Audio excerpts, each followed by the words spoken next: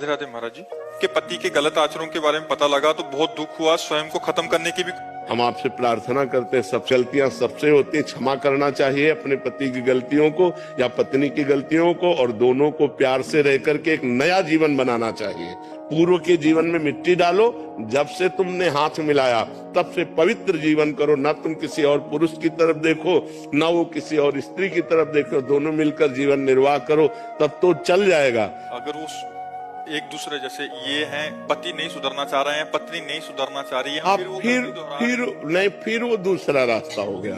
अगर नहीं सुधारना चाहते तो पहले सुधारने की चेष्टा करनी चाहिए, उसको प्यार देना चाहिए, फिर भी नहीं सुधर रहा है तो फिर रास्ता दूसरा हो जाता है। जब तुम्हारी रति ही नहीं है हमारे प्रति और तुम्हारा दूसरा ही मार्ग है तो फिर संबंध विच्छेद करके अपने जीवन की नई धारा चलानी चाहिए। लेकिन अगर पीछे किया है और अब सुधर के चल रहा है तो अब तो सपोर्ट करना चाहिए और पूरा सपोर्ट करना चाहिए। किसी भी तरह उसको याद भी न दिलानी चाहिए कि आप गलत थे। अगर तुम्हें अपने पति की गलती समझ में आई तो लौट के अपनी गलती देख लो। वृंदावन में बैठी हो, आप ऐसा नहीं कह सकती कि मेरे द्वारा गलती नहीं हुई, कोई भी नहीं कह सकता। इसलिए मुझे लगता है समस्या को सुलझाओ। हाँ, अगर गलती एक दूसरे की समझ में आ जाए तो आगे से गलती ना करो और संशय मत करो, प्यार बढ़ाओ।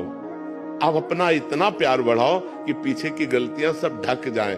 अगर एक दूसरे की टांग खींचोगे तो तुम्हारा जीवन संकटपूर्ण हो जाएगा, पक्की बात समझ लो। ये हम इसलिए कह रहे हैं ना कि आज का जो वातावरण चल रहा है उसमें अगर ये सोचो कि सती साध्वी पवित्र मिलना तो होगा कोई भाई, पर वैसे है दीपक लेके खोजना है, नहीं मुश्किल ही मिलेगा। और कोई बाल ब्रह्मचारी पति कि जब तक ब्याह नहीं हुआ तब तक वो कोई गलत आचरण मिलना मुश्किल ही है। छोटे छोटे बच्चे हैं 12-13 वर्ष के, हस्त मैथुन के शिकार हो गए।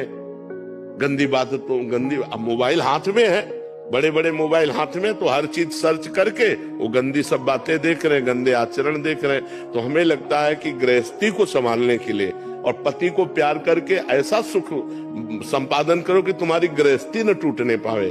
लेकिन अगर आज भी गलती कर रहा है और हम सुधारने की चेष्टा कर रहे हैं और नहीं सुधर रहा है और वो गलत मार्ग का ही अनुसरण करता है तो फिर रास्ता दूसरा आ जाता है कि आप संबंध विच्छेद करके अपने जीवन को सही रास्ते पे चलाओ।